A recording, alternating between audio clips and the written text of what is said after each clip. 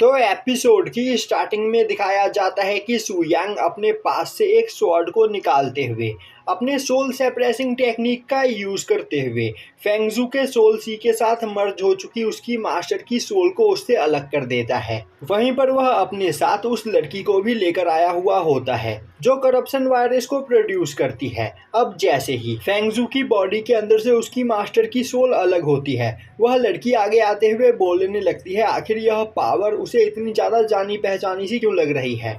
तभी सू यांग उस लड़की को आगे भेजता है और अब वह लड़की जैसे ही फेंगजू के पास जाती है, उसकी सोल वापस से उसकी बॉडी के साथ मर्ज होने लगती है। और अब वहां पर बॉडी और सोल के आपस में मर्ज होने के बाद फेंगजू के मास्टर को उसकी रियल बॉडी मिल जाती है। यह देखते ही फेंगजू वहां पर काफी ज्यादा खुश होता है। तभी वहां पर फेंगजू की मास्टर को होश आता है और अब वह उठते ही परेशान होते हुए बोलने लगती है फेंगजू तुम्हें यहाँ से भागना चाहिए, वह करप्शन मॉन्स्टर कभी भी यहाँ पर आता होगा, मैं उसे रोकती हूँ, तब तक तुम यहाँ से भाग जाओ। तभी फेंगजू अपनी मास्टर को शांत करते हुए बोलता है मास्टर अब यहाँ पर सब कुछ ठीक हो चुका है तो आपको परेशान होने की कोई जरूरत नहीं।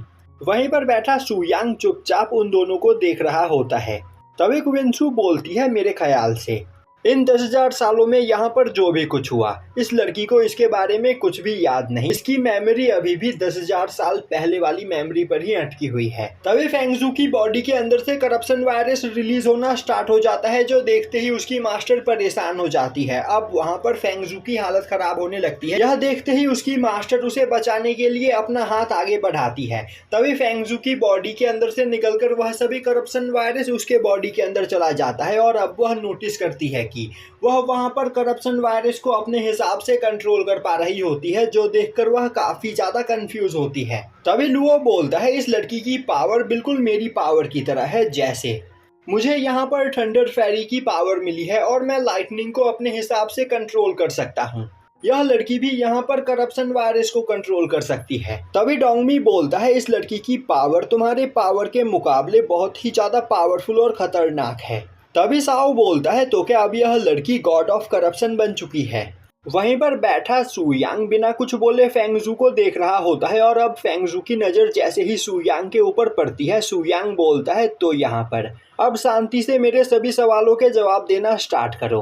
अब वहाँ पर सू यांग को देखते ही फेंगजू की मास्टर उससे पूछने लगती है कि आखिर यह पर्सन कौन है। वहीं पर वह फेंगजू से लगातार कई सारे सवाल पूछे चली जा रही होती है, जो देखकर सू यांग अपनी पावर का यूज करते हुए उसे वहां पर बेहोश कर देता है और बोलता है मैं नहीं चाहता कि हमारे बात के बीच कोई भी हमें डिस्टर्ब करे। अब फेंगजू सू यांग को बताता है कि आज से कुछ हजार साल पहले मास्टर जूसियान हमारे सेक्ट में हमारे पास मौजूद हेवेनली ट्री लेने के लिए आए थे, पर मेरे मास्टर जूसियान को वह हेवेनली ट्री देने के लिए तैयार नहीं थे। इसीलिए मास्टर जूसियान ने उनके साथ एक डील करी कि वह मेरे मास्टर को अपना एक काफ़ी पावरफुल अटैक सिखाएंगे, जिसके बदले वह हेवेनली ट्री अपने साथ ले जाने देंगे। अब मास्टर जूसियान वहां पर एक स्लैश अटैक करते हैं, जिससे उनके अटैक के सामने आने वाले सभी माउंटेन्स डिस्ट्रॉय हो जाते हैं।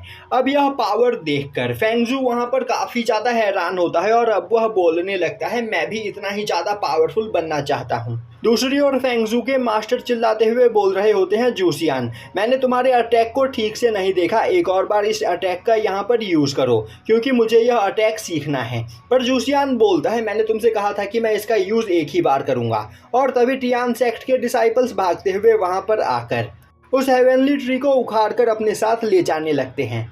अब वह ओल्ड मैन टियान सेक्ट के डिसाइपल्स के पीछे भागने की कोशिश करता है, पर मास्टर जूसियान उसके सामने आकर खड़े हो जाते हैं और बाकी के टियान सेक्ट के डिसाइपल्स उसका ध्यान भटकाते हैं। अब ओल्ड मैन जैसे ही अपने हेवेनली ट्री की ओर देखता है, मास्टर जूसियान अपने सभी डिसाइपल्स के साथ उसे लेकर वहां से जा चुके होते हैं। यह देखकर उस ओल्ड मैन को काफ़ी ज़्यादा गुस्सा आता है।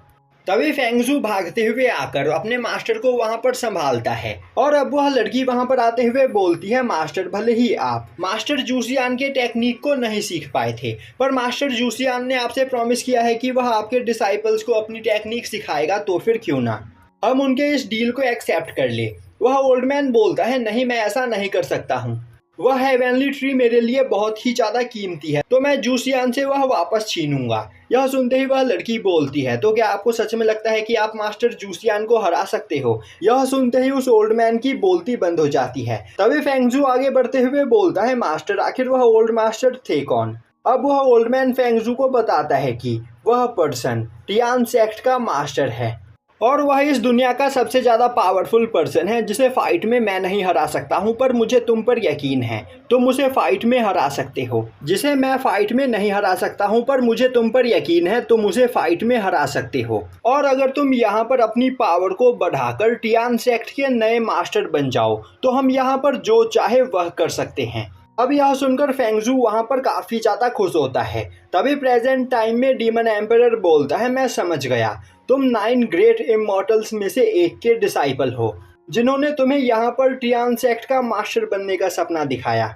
और क्या तुम इसीलिए यह सब कुछ कर रहे थे? फेंगजू बोलता है, नहीं, मेरे मास्टर ने मुझे बताया था कि अगर मैं टियान सेक्ट का मास्टर बन जाऊं तो मैं जो चाहे वह कर सकता हूं। अपनी लाइफ में मैंने अपने कई सारे साथियों को खोया जिन्हें मैं बचाना चाहता था, और अगर मैं टियान सेक्ट का मास्टर बन जाता तो मैं अपने सभी साथियों को बचा सकता था, इसीलिए मैं यह सब कुछ कर रहा था। तभी सुयांग बोलता है, तुमने डीमंस के साथ हाथ मिलाकर 5th मेरिडियन में एंट्री की और यहाँ पर रह रहे डेविल क्लैन के सभी लोगों को धीरे धीरे मारना स्टार्ट किया, तो आखिर यह सब करने का क्या मतलब था? तभी फेंगजू बोलता है, हम लोग 2nd मेरिडियन का रास्ता खोलना चाहते थे और 2nd मेरिडियन में जाने का रास्ता खोलने के लिए हमें बहुत ही ज़्यादा मात्रा में एनर्जी की जरूरत थी, और डेवल्स जिन जगहों पर रह रहे थे उन जगहों पर काफ़ी ज़्यादा मात्रा में स्पिरिचुअल एनर्जी मौजूद थी। इसीलिए हमने उनके एरिया पर कब्जा करके वहाँ से एनर्जी को स्टोर करना स्टार्ट कर दिया, जिससे हम 2nd मेरिडियन के फॉर्मेशन पोर्टल को खोल सके। क्योंकि मेरे ख्याल से वह करप्शन मॉन्स्टर 2nd मेरिडियन से ही 3rd मेरिडियन में आया था। सुयांग बोलता है, तो क्या तुम्हारे पास इसका कोई सबूत है? फेंगजू बोलता है, मेरे पास इसका कोई सबूत तो नहीं, पर लेजेंड्स के हिसाब से 1st और 2nd मेरिडियन में गॉड्स रहते हैं और उस करप्शन मॉन्स्टर की पावर भी एक गॉड के बराबर थी, इसीलिए वह यहाँ पर 2nd मेरिडियन के रास्ते ही आया होगा। तभी डीमन एम्परर बोलता है, तो क्या 3rd मेरिडियन में मौजूद फॉर्मेशन प्लेटफॉर्म से छेड़छाड़ तुम्ही ने करी थी? फेंगजू हाँ में सर हिलाता है। तभी उस जगह पर एल्डर यू भी आ पहुंचता है और अब वह बोलता है, तो सभी लोग पहले से ही इस जगह पर मौजूद हैं, इसका यह मतलब है कि यहाँ पर अब सब कुछ शांत हो चुका है। तभी सुयांग उसे देखते हुए बोलता है, तो तुम ही एल्डर यू हो? एल्डर यू हाँ में सर हिलाता है। यह सुनते ही सुयांग बोलता है, तो मुझे बताओ, आखिर तुम यहाँ पर किस तरह मरना पसंद करोगे? और यहीं पर यह एपिसोड खत्म हो जाता है।